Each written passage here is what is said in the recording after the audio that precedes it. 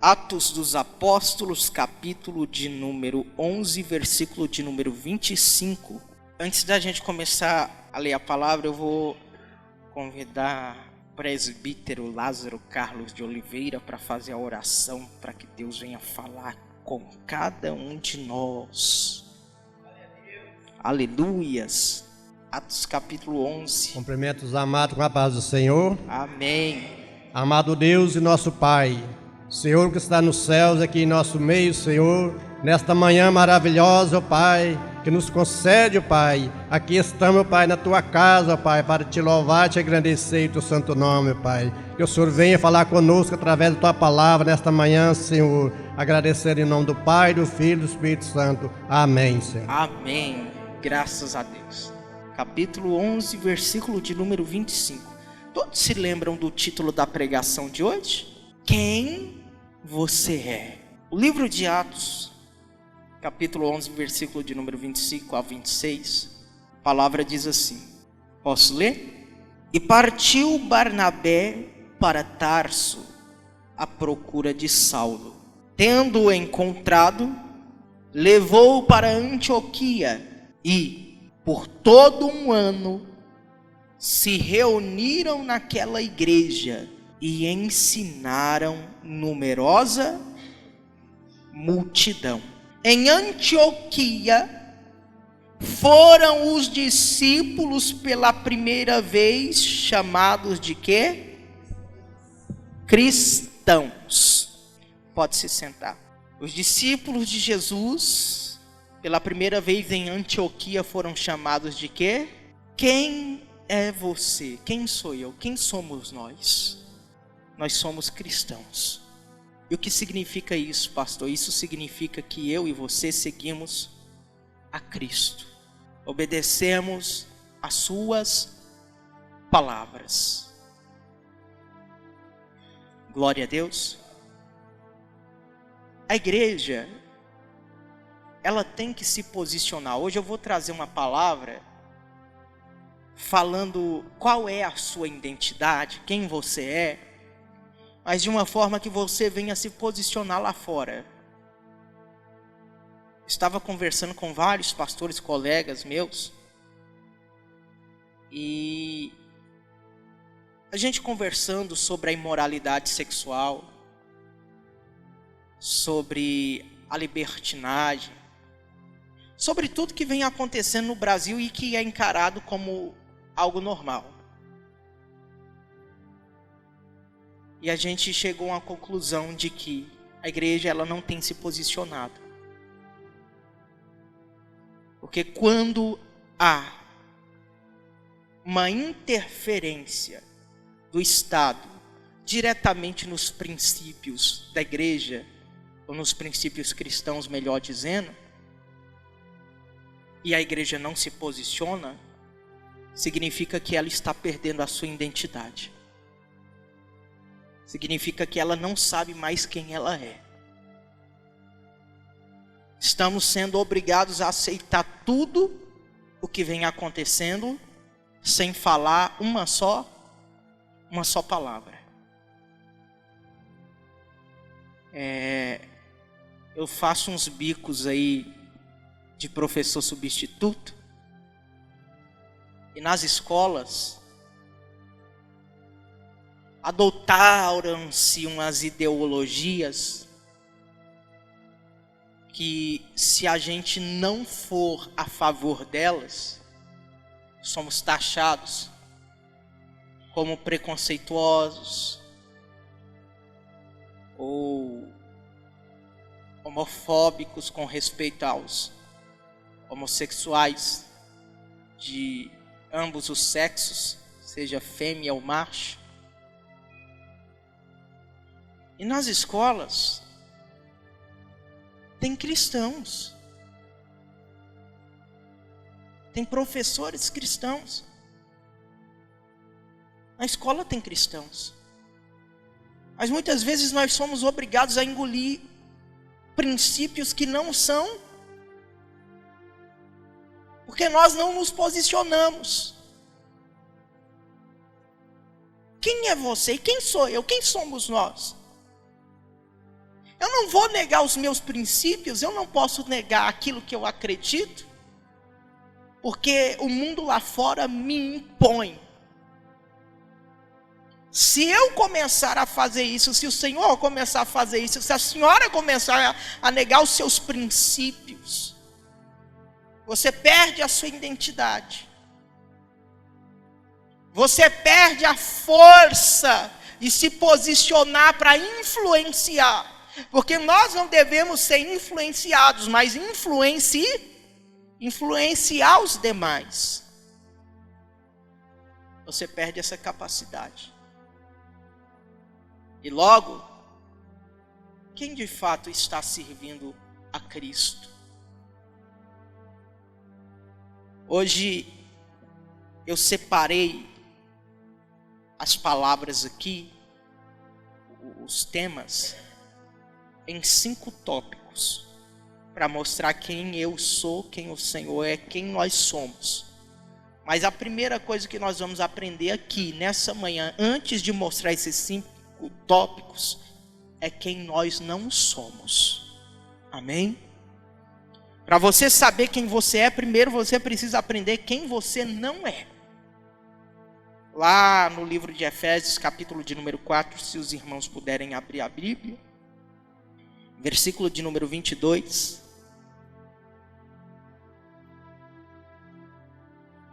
Efésios capítulo de número 4, versículo de número 22. Depois você vai passando para frente. Você estava em Atos dos Apóstolos, aí tem Romanos, Coríntios, Gálatas, Efésios. Efésios capítulo de número 4, versículo de número 22 ao 24. No sentido de que, quanto ao trato passado, vos despojeis do velho, que se corrompe segundo as suas concupiscências do engano, e vos renoveis no espírito do vosso entendimento, e vos revistais do novo homem, criado segundo em justiça e retidão, procedentes do quê? Da verdade. Então, quem você não é? Você não é mais quem você era. A primeira coisa que nós temos que compreender, a partir do momento que nós aceitamos Jesus Cristo como nosso único e suficiente Salvador, que passamos pelo batismo, nós não somos mais quem nós éramos. Aquela pessoa que você era antigamente, você não é mais. Aquele homem, aquela mulher que você era outrora, antes de conhecer a Jesus, você não é mais. O que é se despojar? Jogar fora, tirar. Uma vez que vos despojeis do velho, você não é mais essa velha criatura que você era. Então a primeira coisa que a gente tem que aprender, quem eu sou, é quem eu mais não sou. Quem eu não sou mais. Talvez você era conhecido como não sei, vou dar um exemplo. Não sei se aqui na igreja tem um traficante. Você não é mais hoje. Talvez você era conhecido como um pé inchado. Você não é mais hoje. Talvez você era conhecido como uma pessoa ignorante, você não é mais essa pessoa. Você não é mais aquela pessoa que era formada segundo o padrão do mundo. Você agora é influenciado pelo Espírito de Deus. Você foi formado segundo Deus, criado segundo Deus, em justiça e retidão, procedentes da verdade. Se você era um mentiroso hoje, você não é mais. Pastor, eu continuo mentindo, então pare. Você não é mais essa pessoa. Você tem que saber qual é a sua identidade agora, atualmente. Porque se você não souber quem você é agora, você tem certeza de onde você vai parar? Para onde você vai? Sabe aquelas pessoas que perdem a memória? Quem eu sou, para onde eu vou, onde eu estou? Então, primeiro tópico aqui. Quem eu sou? Você é uma carta lida por todos os homens. Isso significa o quê? Isso significa que você não pode, de qualquer forma, tropeçar no falar, no agir e na sua postura. Porque por mais que a Bíblia não chegue nas mãos de pessoas lá fora, o seu exemplo mostra o que essa Bíblia, o que essa palavra foi capaz de fazer na sua vida. Lá fora eles vão ler você. Você é a referência do cristianismo lá fora. É a carta de apresentação lá fora. Olha o que Paulo diz em 2 Coríntios, capítulo de número 3, versículo de número 1 ao 6. Se você não quiser abrir, porque eu não vou esperar não. 2 Coríntios, capítulo de número 3, versículo de número 1 ao 6. Diz assim, olha o que Paulo fala. Começamos porventura outra vez a recomendar-nos a nós mesmos? Ou temos necessidade, como alguns, de cartas de recomendação para vós outros, ou de vós? Versículo 2. Vós sois a nossa carta, escrita em nosso coração, conhecida e lida por todos os homens, estando já manifestos como carta de Cristo, produzida pelo nosso ministério, escrita não com tinta, mas pelo Espírito de Deus vivente, não em tábuas de pedra, mas em tábuas de carne, isto é, nos corações. Amém? Então você é uma carta. Quem eu sou, pastor? Uma carta. Pastor, mas minha pele não parece com um pedaço de papel. Eu não estou falando dessa forma não, meu irmão. Você já percebeu como as pessoas analisam aqueles que são da igreja? E eles analisam julgando. Se a gente comete alguma coisa de errado, eles falam assim, não pode fazer isso, porque vocês é crente. Eles estão errados? Porque é a referência que eles têm de nós aqui dentro da igreja. Mas se eles veem a gente agindo de uma forma errada, capaz que nem eles vêm para a igreja. Porque se ele vê a pessoa, sabe, no erro, e convidar ele, vamos para a igreja? Vou nada. Você que é você não mudou, o que é que eu vou fazer lá? Igreja tem que ser referência lá fora. É uma das melhores formas de evangelizar. A nossa própria vida é uma das melhores formas de quê? De evangelizar. Sabe quando a pessoa bate os olhos em você e percebe algo diferente que ninguém tem? Ninguém mais tem a não ser você. Então tem pessoas que carregam consigo a essência de Deus em suas vidas. E lá fora eles têm que mostrar essa essência. Porque nós vivemos numa sociedade deturpada que precisa de exemplos para poderem ser saradas, curadas, libertas.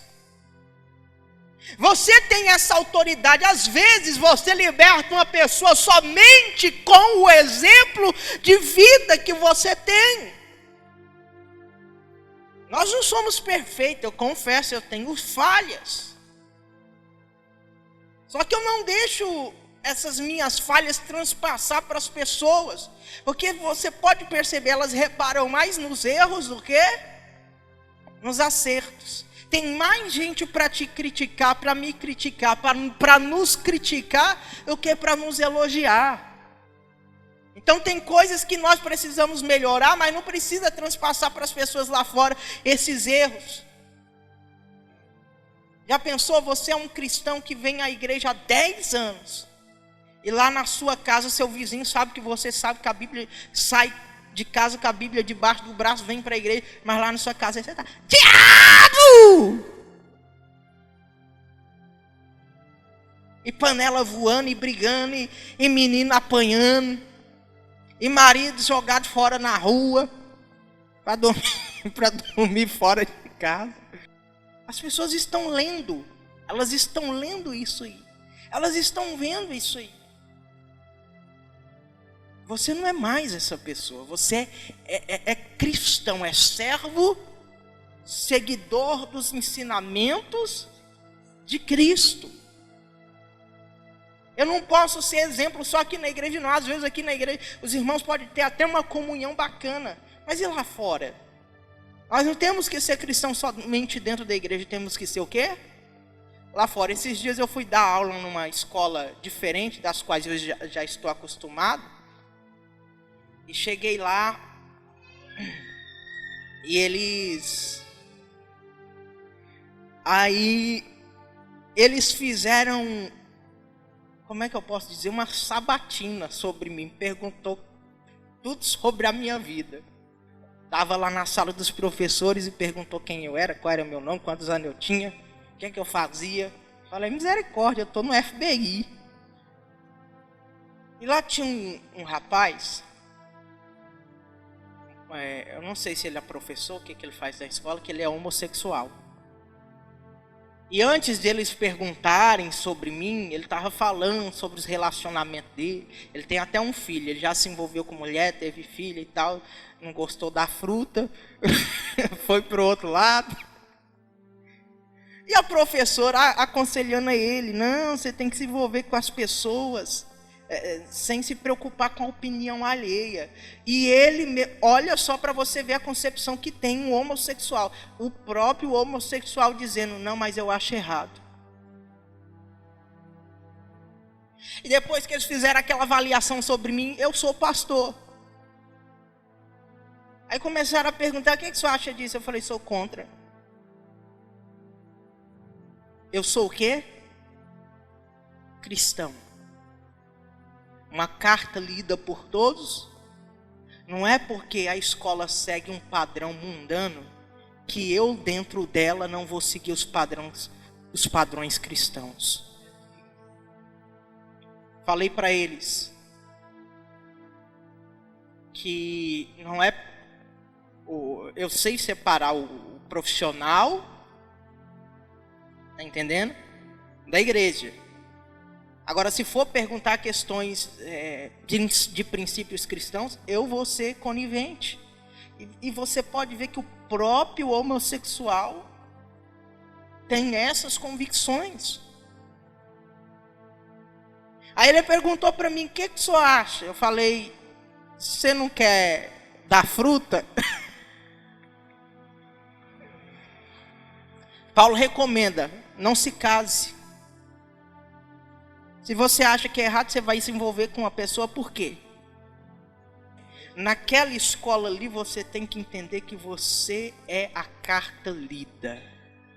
Que você é um servo de Cristo, que você é cristão. Então aquele ambiente ali, eu vou falar mais na frente, não se torna mais um ambiente demoníaco se você está ali.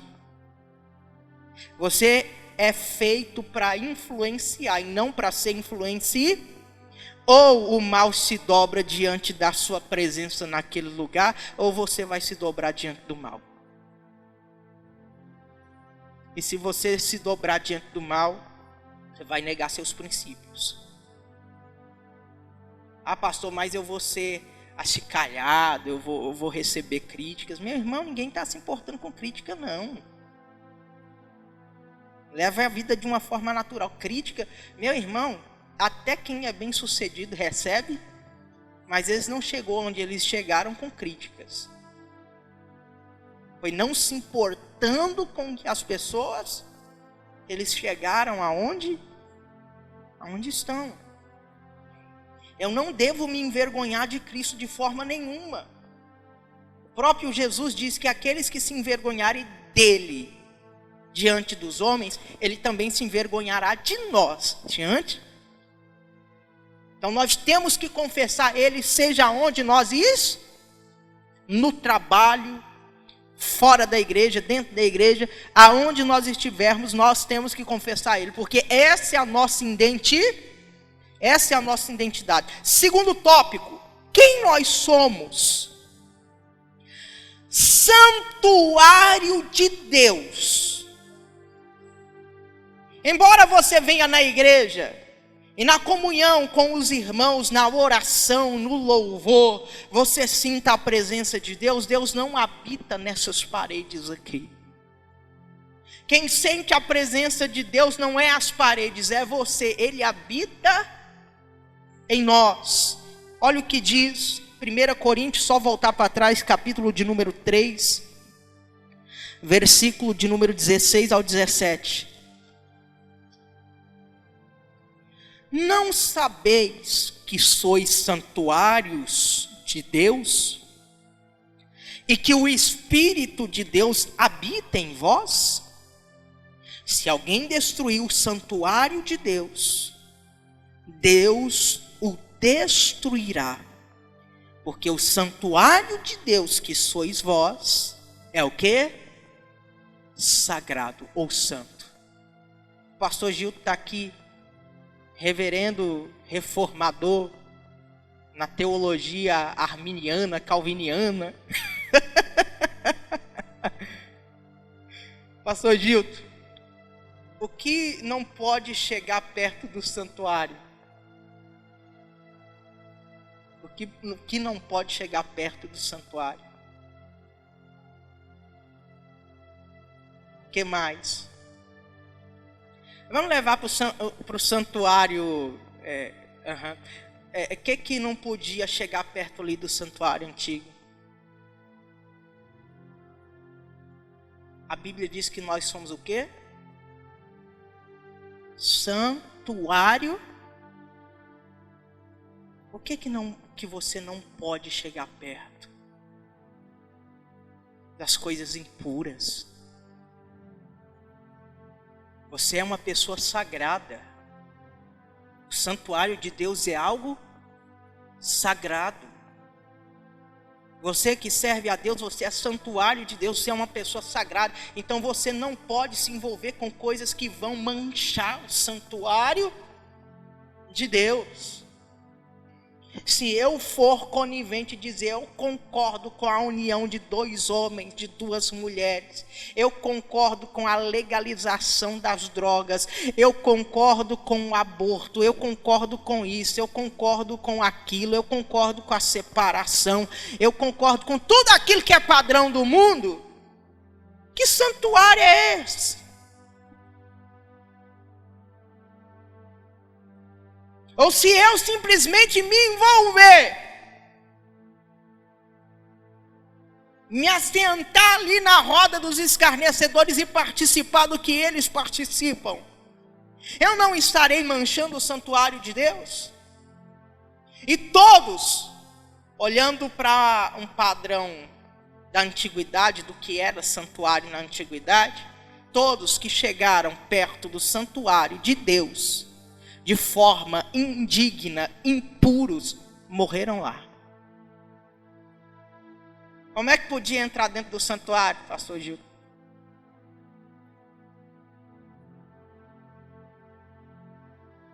E ainda assim tinha que estar amarrado a uma cordinha, né? E tinha um sininho. Se o sino parasse de fazer barulho, é porque a pessoa morreu lá dentro. Aí era puxado pela corda. Alguém vai morrer se chegar perto de você sendo impuro? Mas a Bíblia diz que quem destruir o santuário de Deus será o quê? Destruído. Então cuide da pessoa que você é, de quem você é, compreendendo que você não é mais quem você era e compreendendo quem você é hoje. Cuide de você. Até na comida. A glutonaria é pecado. Eu estou cometendo esse pecado.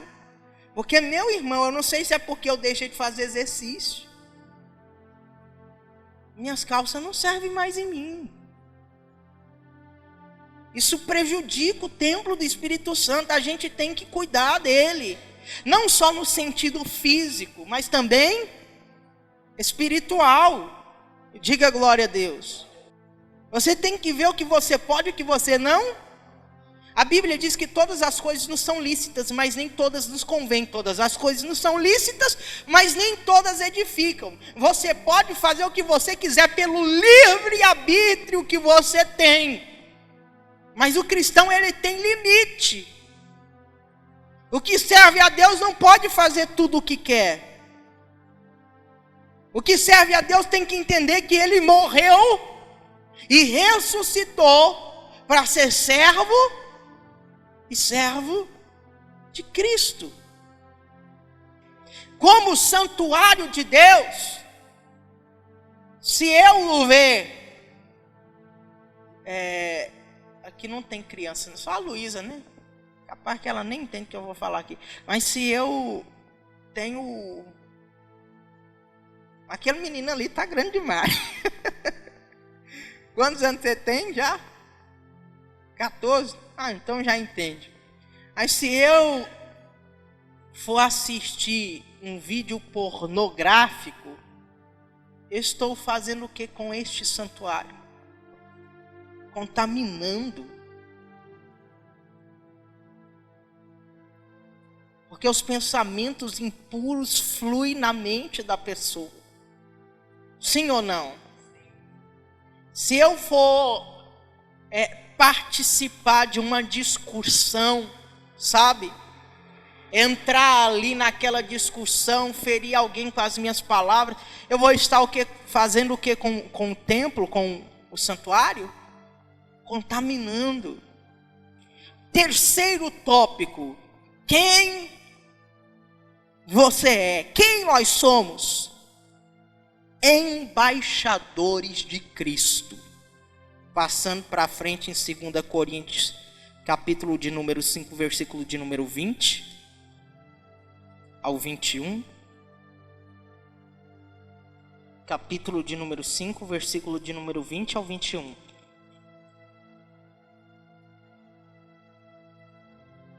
Olha o que Paulo diz.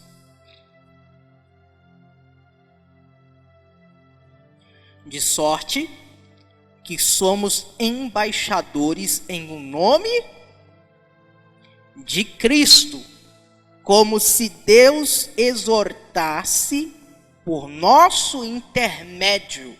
Como se Deus o quê? Por nós? Você já ouviu aquela expressão de que nós não devemos julgar? Paulo não concorda com isso não. Pelo contrário, ele vai dizer que se nós julgamos as coisas mínimas, quanto mais os anjos serão julgados por nós. Vocês sabiam disso? Quem sabia disso? Então você é um embaixador de Cristo e tem a autoridade para quê? O que diz a palavra aí? Exortar. Uma exortação só é possível através de um julgamento. Quando você vê algo que a pessoa está fazendo de errado e fala para ela que ela... Vamos lá? Por nosso intermédio, em nome de Cristo, pois rogamos que vos reconcilieis com Deus. Aquele que não conheceu o pecado, ele fez pecado por nós, para que nele fôssemos feitos justiça. O que é um embaixador, igreja? Eu vou citar um exemplo simples. Aqui no Brasil tem vários embaixadores de vários países. Esses embaixadores representam aqueles países no nosso país. Você é um representante de Cristo nessa terra. Você é um representante de quê? De Cristo nessa terra. Sendo você e eu um embaixador de Cristo, qual é a missão do embaixador? Representar a Cristo. Nós representamos a Cristo odiando os nossos inimigos? Não, porque Jesus pregava que nós deveríamos o quê? Ninguém que prega uma coisa não vai praticar essa coisa. Nós representamos a Cristo quando nós deixamos de pregar o arrependimento? Não. Nos persegue. Nós representamos a Cristo quando nós vamos na contramão de tudo aquilo que Ele nos ensinou que devemos fazer? Não. Então o embaixador, ele é representante de Cristo. Você está aqui para influenciar, como eu disse, nessa terra. A nossa igreja, ela tem que se posicionar. Eu não falo só a nossa, todas em geral. Lá fora, como cristão que somos. Porque às vezes a esperança dessas pessoas lá fora somos nós. E sem esperança, a Bíblia diz que a esperança adiada faz o coração adoecer. Sem esperança, a pessoa olha para um lado, olha para o outro e fala, não tem jeito. Claro que tem. Se alguém demonstrar que tem jeito, ela carrega dentro de si essa confiança. Lá fora você é feito para o quê? Influencie. Você é um embaixador de Cristo. Você está ali para representá-lo. Diga a glória a Deus. Aleluia! Quarto lugar. Quem nós somos? Sal da terra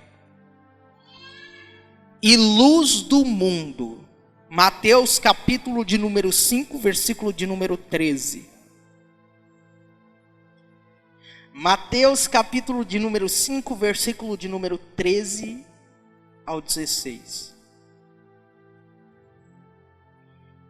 5, 13 ao 16. Olha o que Jesus diz. Jesus estava falando com os discípulos. Eles só foram chamados de cristãos pela primeira vez em Antioquia. Então, discípulo é o mesmo cristão. Amém? Olha o que Jesus diz. Vós sois o sal da terra. Ora, se o sal vier a ser insípido, como lhe restaurar o sabor? Para nada mais presta senão para ser lançado fora, ser pisado pelos homens. Ei, você tem que ter sabor. Quem olha para você tem que provar algo diferente. Tem que provar algo que nunca provou. Quem chega perto de você tem que sentir o que nunca sentiu. Você é o que dá gosto. As pessoas têm que olhar para ti, para mim, e falar, esse aí é crente, esse é servo de Deus. Fazer igual aquela mulher observando o profeta passando. Eu vejo que esse homem é santo, homem de Deus. Eu já conheci gente, como eu já falei para vocês em testemunho, em lugares que quem olhava para essas pessoas falava, nossa, tinha até medo. Eu conheci um matador de aluguel, nunca pensei que ia conhecer um matador de aluguel. Eu andava com esse homem depois da conversão dele, na rua, sabe? As pessoas olhavam para ele e falavam, nossa, você está tão diferente. O que mudou? Aí ele mesmo abria um sorriso e falava, eu conheci a Cristo. Aleluias. Até o semblante da pessoa. Então quem vê você, quem nos vê, quem olha para mim, quem olha para você, tem que enxergar algo diferente, tem que sentir o gosto. Amém? Tem gente que você tem prazer de estar perto dela, porque dá gosto.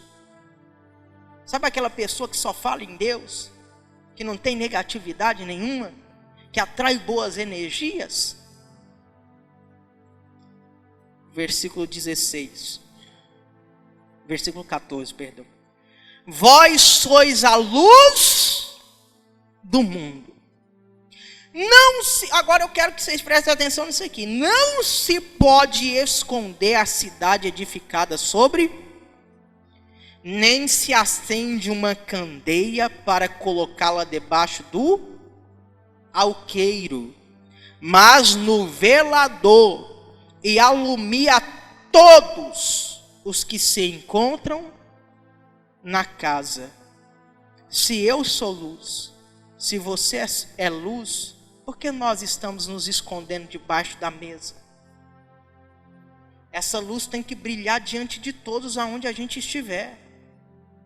É lá na escola que você tem que mostrar que você é cristão. É lá no seu trabalho que você tem que mostrar que você é cristão. É lá na sua casa, é fora da sua casa, é no comércio. É aonde você estiver, essa luz tem que brilhar. E como já é um ditado popular, onde chega a luz, as trevas, vai embora. Meu irmão, você sendo embaixador, todo lugar que você pisar a planta de seus pés já é um pedaço do céu. Você sendo luz do mundo, você tem que colocar o pé naquele lugar maligno de escuridão e falar, cheguei. Acabou Satanás aqui no... Amém? Cheguei. Eu fui esses dias convidado pelo pastor para ir na igreja dele, a fazer uma oração lá, né? Ele estava lá orando, aí ele me chamou para orar. Só que eu fui por convite mesmo, né? E lá eles não oram por libertação. Eles nunca viram um demônio manifestar. Aí ele pediu para mim orar por uma pessoa específica. Na hora que eu coloquei a mão na pessoa, pensa no rebuliço que houve dentro daquela igreja. E os obreiros dele, como não está acostumado a lidar, veio todo mundo juntando. Aí eu saí de perto, deixei eles travar a luta lá. Aí o pastor foi lá, pegou minha mão e colocou de novo. Coloquei a mão e começou a vomitar. E o pessoal em cima, sabe? Porque é gente que não está acostumado. Eu falei, eu vou deixar, deixa eles lidar, deixa eles lutar. Aí ele falou assim, deixa ele que ele tem ministério de libertação. Aí todo mundo saiu, eu coloquei a mão na cabeça da pessoa, agarrou aqui no meu pescoço tentando me enforcar, né? Eu falei, tira a mão de mim. Ah, não tiro não. Eu falei, então se submeta ao nome de Jesus e tira a mão de mim. Aí tirou. Igreja, aonde você chega não tem mal que fique escondido. Você tem que entender que você é luz e se tiver escuridão, você colocou a planta dos seus pés ali no local do seu trabalho, que você vê que é um ambiente muito pesado, você só fala assim baixinho, cheguei. Não há império das trevas que vai reinar mais na minha presença. Você é luz para iluminar. Se eu estiver no trabalho, você é luz para iluminar aquele local. Olha o que a Bíblia diz, e ilumina todos que estão sobre a casa. Tem gente que é luz, mas essa luz se apaga ao chegar nos lugares. Tem vergonha de dizer que é cristão. talvez pela incredulidade de muitas pessoas naquele ambiente. É aí que você tem que dizer que é cristão. Se eu não falasse que eu era cristão lá na escola, que eu era pastor, então as pessoas já olham com outros olhos, já vê que é uma pessoa diferente, que não concorda com aquilo, e elas têm que respeitar isso. É quem eu sou, é quem você é. A glória a Deus, aleluia. Olha eu dando aula para as crianças, uma sala que tem muito todes. Bom dia a todos e a todas. O horário que libera os meninos para sair para o banheiro. Primeiro vai os meninos, depois vai as meninas. E a segunda opção, não tem segunda opção. É quem eu sou, é quem você é. É seguir os padrões. O senhor sofreu retaliação? Não sofri retaliação, porque eles sabem quem eu sou. Os princípios que eu sigo. Versículo 15 para me encerrar. Não se acende uma candeia para colocá-la debaixo do alqueiro, mas no velador, e alumia a todos os que se encontram na casa. Assim brilhe também a vossa luz diante dos homens, para que vejam as vossas boas obras e glorifiquem a vosso Pai que está. Eles têm que ver quem é você. Quem é o Senhor, quem é a Senhora. Quinto tópico e último. Quem sou eu? Quem é você? Quem somos nós? Filhos de Deus e herdeiros de Deus.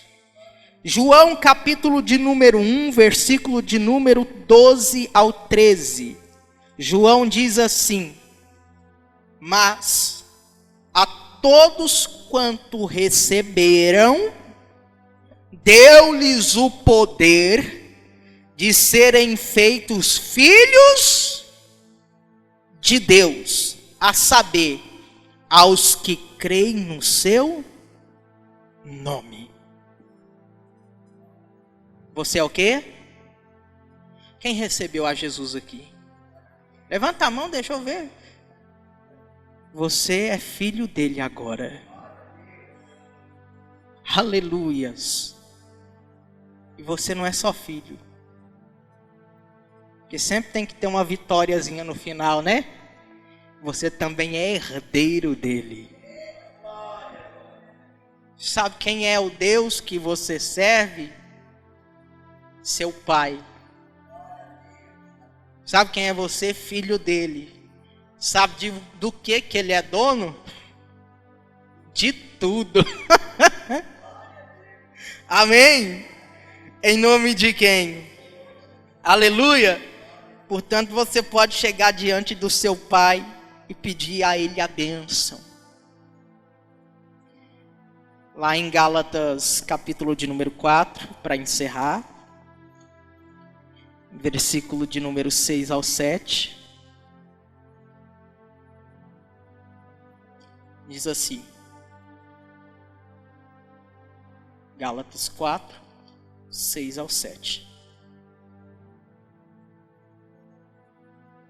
E porque vós sois filhos, enviou Deus ao nosso coração o Espírito de seu Filho, que clama: Abba, Pai.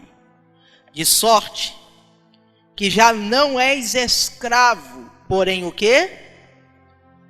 E sendo filho também herdeiro por Deus. Eu não disse tudo que eu e vocês somos. Isso aqui é só uma base de quem você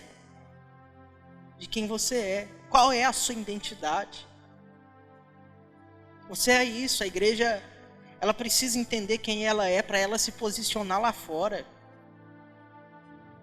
Para ela saber lidar com as situações. Se a gente se calar, o mundo vai ficar pior. Quem está entendendo o que o pastor está falando? Existe uma organização, tipo como se fosse aquela organização das Nações Unidas, é uma organização internacional que reúne todos os pastores cristãos e eles estão trabalhando contra a Agenda 2030. Enquanto a Agenda 2030 está lá impondo o que vai ser seguido daqui para frente, a igreja também está lá trabalhando o que não vai ser seguido, e isso vai virar lei. A igreja deve se posicionar, ela deve se posicionar, porque Cristo vem. Cristo o quê? A última passagem do livro de Apocalipse diz o seguinte: ora vem, Senhor Jesus. Cristo vem. E para quem está no pecado, pastor, para quem quer continuar na prática do erro, eu vou dar só uma válvulazinha de escape. O que é sujo se suje mais, mas fique certos de que Ele vem, é o que está escrito. Vamos nos posicionar para levar o maior número de almas possíveis para o reino do Senhor. Glória a Deus. Em nome de quem? Não seja crente só na igreja, não seja filho de Deus só na igreja, seja lá fora também. Não seja sal da terra só na igreja, seja lá fora também. Não seja luz só na igreja, seja lá fora também. Seja embaixador de Cristo lá fora, seja santuário de Deus aonde você estiver. Seja a carta que os homens vão ler e vão falar verdadeiramente: Jesus Cristo transforma. Aleluias! Graças a Deus. Fica de pé, por favor, em nome de Jesus. Vamos orar antes de encerrar esse culto. Aleluias. Glória a Deus. Quem você é, igreja? Depois que coloca esse tanto de coisa, você nem sabe o que falar, né? Aleluias.